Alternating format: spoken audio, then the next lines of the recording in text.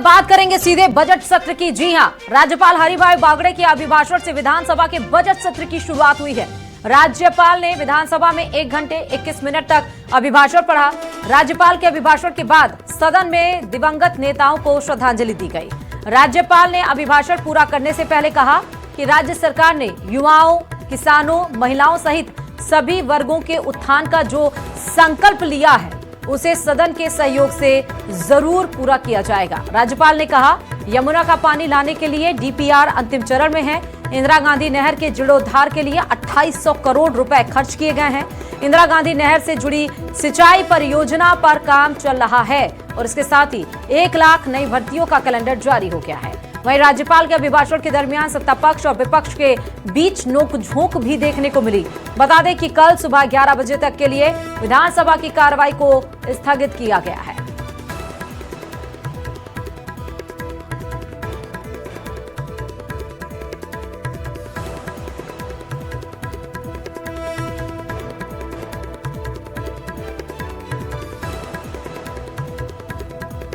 राजस्थान विधानसभा की अपनी गौरवशाली परंपरा रही है। इस सदन से निकलकर अनेक विभूतियों ने संसद को दोनों सदस्यों में बैठकर आपकी सेवा की है और आज भी कर रहे हैं। ये हमारे लिए गर्व का विषय है। अपने लिए, हमारे के अवैध में अपने लिए प्रयोग करता हूँ कि आप सभी के लिए, अपने लिए गर्व का विषय है कि इस विधानसभा की गरिमा और परिपक्वता के देश भर में राजस्थान की एक विशिष्ट पहचान स्थापित की गई है। विधानसभा सत्र का प्रत्येक क्षण अमूल्य है। मेरी अपेक्षा रहेगी कि जो अवसर हमें प्रदेश के जनता ने दिया है उसका पूर्ण सदुपयोग हो। जाति, धर्म, समुदाय, क्षेत्र विशेष और दलगत राजनीति से ऊपर उठकर विकसित भारत, विकसित राजस्थान के संकल्प को साकार करने में हम अपनी। और इधर विधानसभा के बजट सत्र का आगाज हंगामेदार रहा। शुरुआत से ही कांग्रेस ने मनरेगा बचाओ अभियान के तहत सरकार के खिलाफ मोर्चा खोल दिया तो नेता प्रतिपक्ष टीकाराम जूली ने और पीसीसी चीफ गोविंद सिंह डोटासरा के नेतृत्व में कांग्रेस विधायक सिर पर किसान और मजदूरों की पगड़ी बांधकर विधानसभा पहुंचे। कई विधायक मजदूरों के औजार लेकर आए जिन्हें मार्शलों ने गेट पर ही रुकवाया और औजार हटाने के बाद ही अंदर जाने दिया। प्रदर्शन के दरमियान नेता प्रतिपक्ष टीकाराम जूली ने कहा कि मनरेगा ग्रामीण मजदूरों की जीवन रेखा है, लेकिन बीजेपी सरकार इसे कमजोर करने पर तुली है।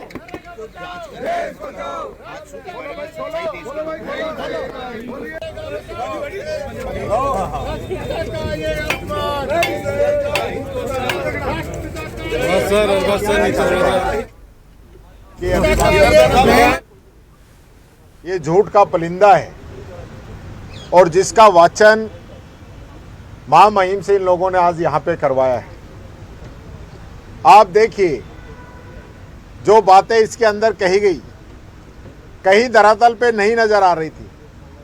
जहाँ किसान की बात कर रहे थे और ये कह रहे थे कि हमने किसानों को खाद और डीएपी दिया है, वहीं किरोड़ी लाल जी मुस्कुरा रहे थे कि कहाँ दिया आपने, वो तो सारा फर्जी था, खुद मैंने पकड़ा है।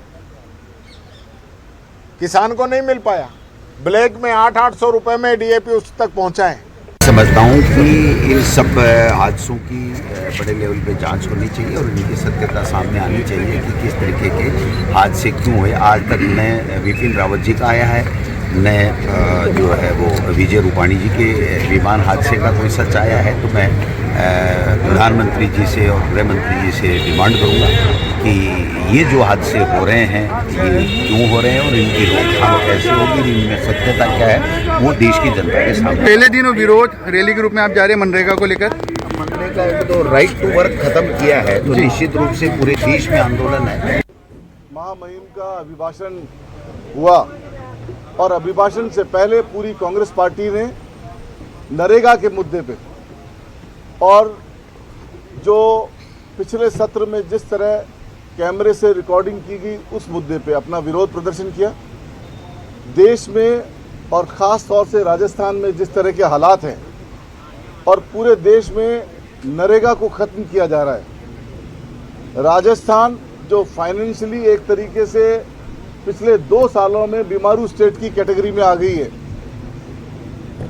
अपना खर्चा वहन करने में सक्षम नहीं है, योजनाएं बंद करनी पड़ रही है, बजट घोषणाओं में काम नहीं हो रहा है। पिछले 2 सालों की बजट घोषणाओं की जब आप बात करते हो तो पहले फरवरी 2024 को फाइनेंस मिनिस्टर ने बजट दिया और कहा कि मैं विद्याधर नगर में मेट्रो चालू करूंगी। आज भी कोई कागजी कार्रवाई नहीं है, फिजिकल तो होना बहुत दूर की बात है। प्रदेश में एफआईआर दर्ज नहीं की जा रही है, किसी को भी मुकदमे दर्ज करने नहीं दिया जा रहा है। मुकदमे दर्ज न करके क्राइम के आंकड़े कम करने की कोशिश की जा रही है, लेकिन मर्डर बता रहा है कि क्राइम बढ़ रहे हैं, रेप के आंकड़े बता रहे हैं कि क्राइम बढ़ रहे हैं। आप अगर एफआईआर दर्ज नहीं करोगे तो क्राइम कम नहीं होगा, लेकिन जनता में ये मैसेज जरूर चला जाएगा कि सुनवाई की कोई जगह नहीं है। न किसी गरीब की एफआईआर हो रही है, न किसी पीड़ित की, न किसी रेप पीड़िता की और न किसी और की। समझाइश से सॉल्यूशन हो रहे हैं। और महामहिम के अभिभाषण के दौरान विपक्ष के कुछ 1-2 साथी ने संसदीय मर्यादाओं को तार किया। मेरा ऐसा मानना है कि उनको नहीं होना चाहिए।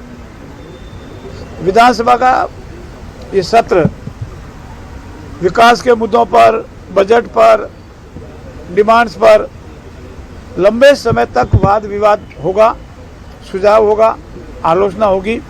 मैं पुनः दोहराता हूं, विपक्ष हमारी ताकत है। अगर विपक्ष हमें विकास के मुद्दों पर कोई सुझाव दे, हमारी आलोचना करे, विपक्ष हमें राजस्थान के विकास के विजन को अपना विजन बतलावे। आज दिन तक कांग्रेस ने अपना कोई विजन राजस्थान के विकास के संबंध में नहीं बतलाया और अपने कार्यकाल के दौरान किस तरह से सरकार होटलों में बंद रही और किस तरह के तत्कालीन माननीय मुख्यमंत्री जी ने अपने ही साथी उप मुख्यमंत्री के संबंध में किन शब्दों का प्रयोग किया और आज भी किस तरह से एक दूसरे की खींचतान अंदरूनी हताशा है। इन सब की खींच के आधार पर वो सिर्फ नकारात्मक भाव से सुर्खियों में बने रहने का कार्य करते। तो वहीं सदन की कार्रवाई से पहले भरतपुर के बयाना से निर्दलीय विधायक ऋतु बनावत का एक अनोखा अंदाज देखने को मिला। खुद पर लगे विधायक निधि में कमीशन और भ्रष्टाचार के कथित आरोप की सीबीआई से जांच की मांग वाली प्रिंटेड साड़ी पहनकर वो विधानसभा पहुंचे।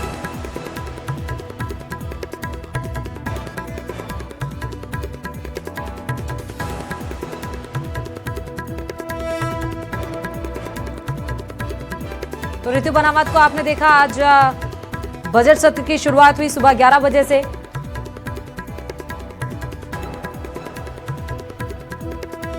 आप सभी को मालूम है कि राजस्थान के इतिहास में पहली बार विधायकों पर कमीशनखोरी का आरोप लगा और अगर हमें ये कहना चाहती हूँ कि हमारे आदरणीय मोदी जी चाहते हैं कि भारत में भ्रष्टाचार मुक्त भारत बने, तो मेरा ये कहना है कि सदाचार कमेटी हो, सदाचार कमेटी जांच कर रही है किसकी? विधायकों के आचरण की। लेकिन इस पूरे प्रकरण में सही चीज बाहर निकल के नहीं आ पा रही और बाहर निकालने के लिए कि सब खेल में ब्लैकमेलिंग का कौन सा खेल था और इस सब को करने के पीछे उस पत्रकार की या उस अखबार की क्या मंशा थी, ये चीज सामने नहीं आ पा रही है। तो मैं लगातार, जिस दिन से मेरे पे आरोप लगा, मैंने लगातार ये कहा कि आप इस पूरे प्रकरण की मांग जो है, पूरे प्रकरण की जांच जो है वो सीबीआई के माध्यम से कराओ।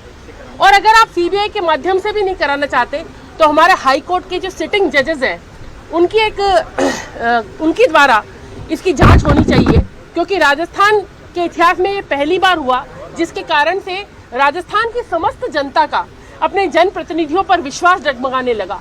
ये जरूरी है स्वस्थ लोकतंत्र के लिए कि राजस्थान की जनता का विश्वास अपने जनप्रतिनिधियों पर रहे।